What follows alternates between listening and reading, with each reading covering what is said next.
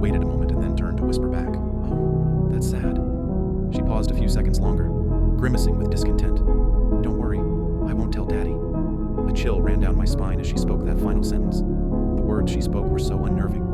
I had never heard her talk like that before. I knocked softly and stepped into the center of the room, interrupting her conversation. "Emma, honey, who are you talking to?" I asked, trying to push what I heard out. The unsettled feeling left as quickly as it came. I chalked it up to just her active imagination. She turned to look at me and smiled hesitantly, like I had interrupted an important meeting. "Mr. Long," she said. I smiled and crouched down next to her. "Oh yeah? Is Mr. Long one of your friends who lives in the closet?" I asked, trying to rationalize it. "He's like Mr. Bear and Mr. Duck, right?" She looked at me like I was an idiot. Her face scrunched in confusion as she answered my question. "No, he's too big to fit in there," she said matter-of-factly, as if I should have already known that.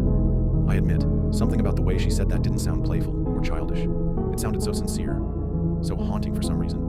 Before I could respond, she continued to describe Mr. Long. "He's really tall and he has long arms that touch the floor, even when he stands up," she explained, now smiling again. "His fingers wiggle like spaghetti noodles and tickle my toes when I'm asleep."